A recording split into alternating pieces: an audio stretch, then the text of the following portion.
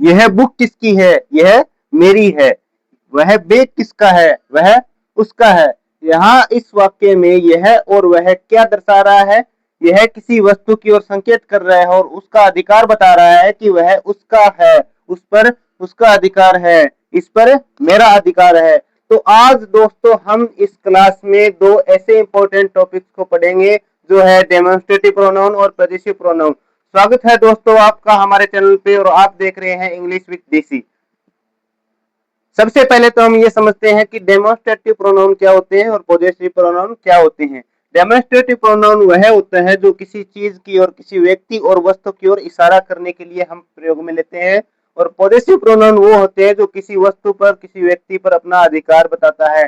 जैसे मैंने कहा कि यह बुक किसकी है, इसमें मैंने यूज किया, जैसे इसमें मैंने यूज किया कि यह बुक किसकी है। यह क्या बता रहा है? इस बुक की ओर संकेत कर रहा है, इशारा कर रहा है। तो डेमोन्स्ट्रेटिव प्रोनाउन मतलब संकेतवाचक सर्वनाम, पॉजिटिव प्रोनाउन मतलब अधिकारवाचक सर्वनाम।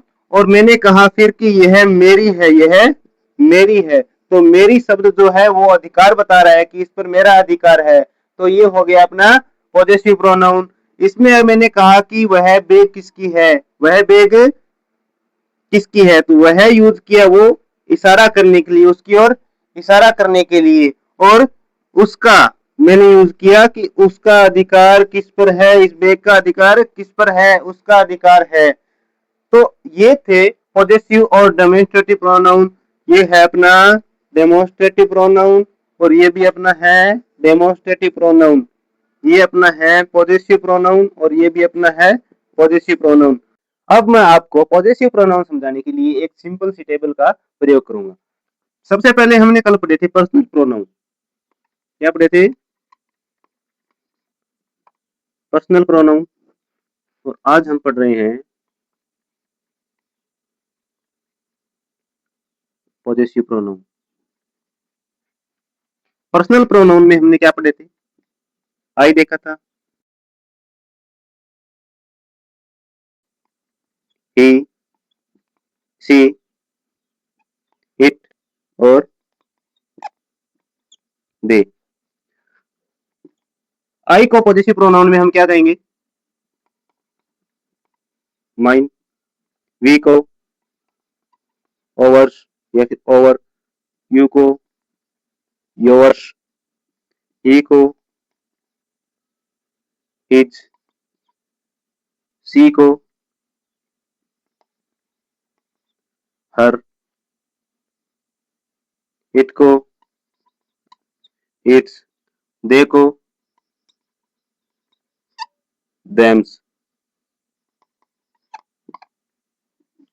ये टेबल आप याद रखना।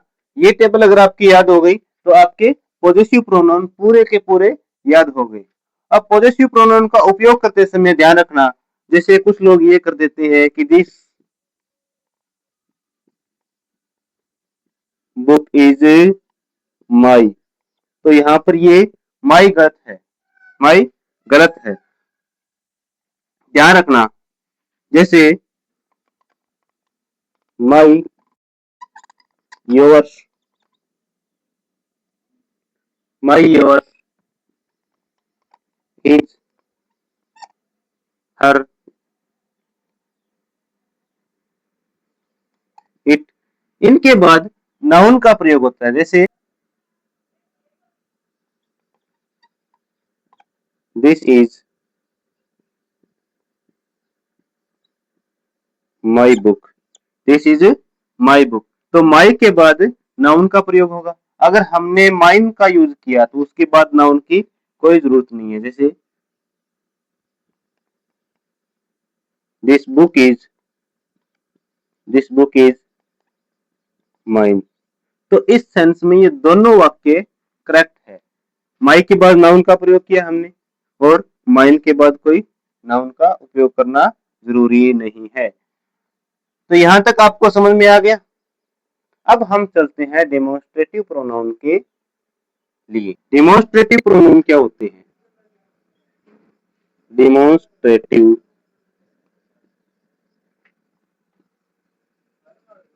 प्रोनाउन डेमोन्स्ट्रेटिव प्रोनाउन वह प्रोनाउन होते हैं जो प्रोनाउन हम किसी व्यक्ति या वस्तु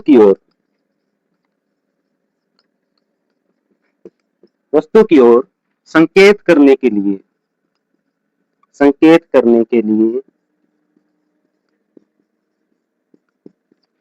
प्रयोग करते हैं।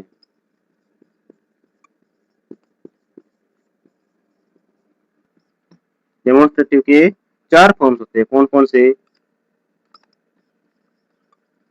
दिस, दैट और these, those। दिस, दैट और these, those। दिस और दैट दोनों सिंगुलर होते हैं और these और those दोनों प्लूरल होते हैं। दिस और these का प्रयोग नजदीक की वस्तु के लिए किया जाता है और दैट और these का प्रयोग दूर की वस्तु के लिए किया जाता है। जैसे दिस का प्रयोग लिखो पहले। दिस का प्रयोग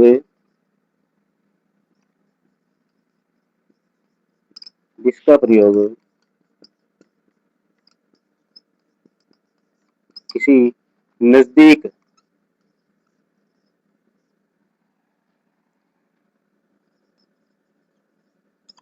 वस्तु के लिए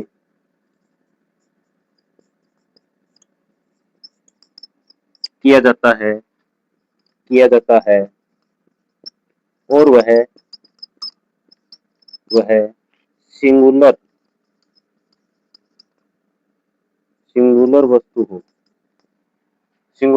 वस्तु हो। जैसे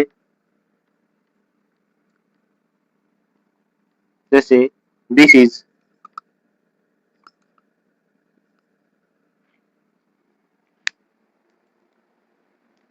जैसे this is my pen. This is my pen. Pen कहाँ है?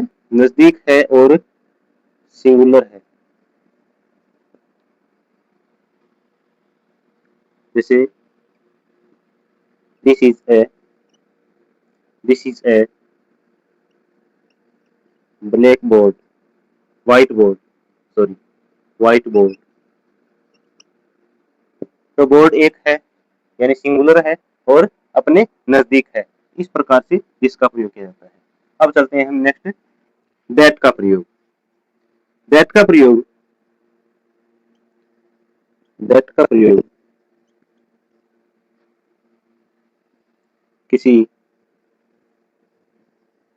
दूरस्थ वस्तु के लिए किया जाता है और वह सिंगुलर हो। वह एक वचन होना चाहिए। दैट का प्रयोग किसी एक वस्तु के लिए किया जाता है और वह वस्तु दूर होनी चाहिए। ठीक है। जैसे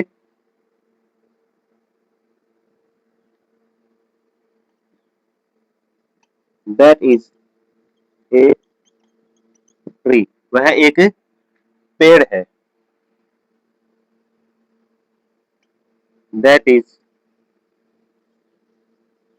माई हाउस। वह मेरा घर है। इस तरीके से जैसे दैट क्या है? एक पेड़ है और दूर है। ये भी एक घर है और वह दूर है। ये हुआ अपना दैट का प्रयोग। अब चलते हैं हम दीज के प्रयोग में। दीज के प्रयोग में दीज का प्रयोग किसी नजदीक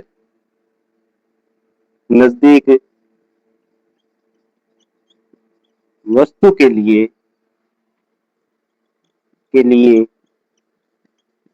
किया जाता है और वह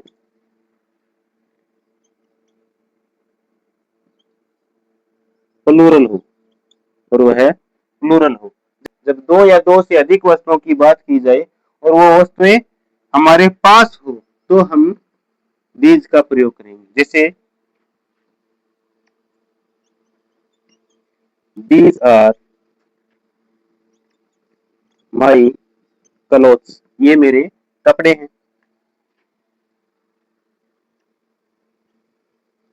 These are all right, ये सभी सही है। इस तरीके से ये हुआ अपना these का प्रयोग। और अब चलते हैं हम those के प्रयोग में। अब those का प्रयोग, those का प्रयोग, those का प्रयोग किसी दूरस्थ वस्तु के लिए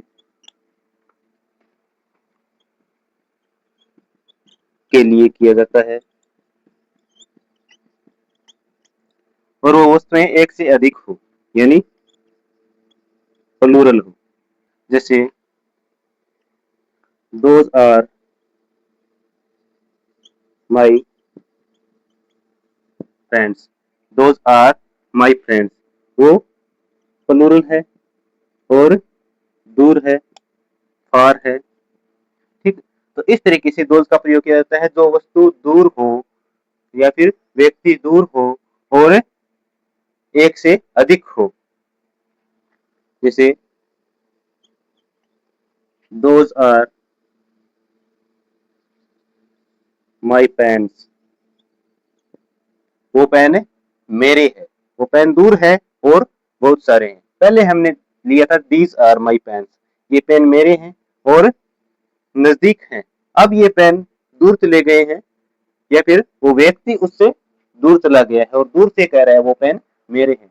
तो डेमोन्स्ट्रेटिव प्रोनाउन का हम प्रयोग करते हैं इशारा करने के लिए, किसी की ओर इशारा करने के लिए हम डेमोन्स्ट्रेटिव प्रोनाउन का प्रयोग करते हैं। अब एक आसान टेबल की मदद से इन प्रोनाउंस को समझते हैं।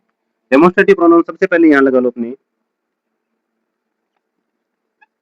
नियर यानी नजदीक, और यहाँ लगा लो फार यानी दूर। ये हो गया अपना सिंगुलर, ये हो गया अपना प्लूरल। सिंगुलर के लिए हम यूज करेंगे दिस, नजदीक के लिए और सिंगुलर के लिए। दूर के लिए हम प्रयोग करेंगे सिंगुलर क्या, दैट, दूर के लिए और सिंगुलर। और प्लूरल वर्ड दीज का प्रयोग करें हम नजदीक के लिए और दोज का हम प्रयोग करेंगे दूर के लिए। याद रखना दीज और दोज के साथ हमेशा बहुवचन क्रिया का प्रयोग होगा जो है आर, और दिस और दैट के साथ हमेशा सिंगुलर वर्ब का प्रयोग होगा वो है इज।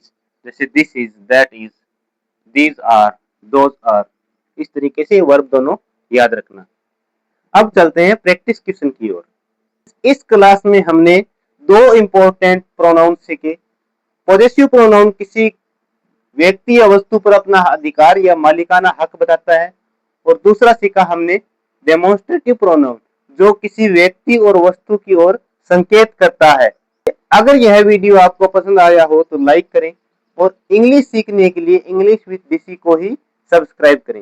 अगली क्लास में हम सीखेंगे रिफ्लेक्सिव प्रोनाउन और interrogative pronoun. Thank you, keep learning, keep growing.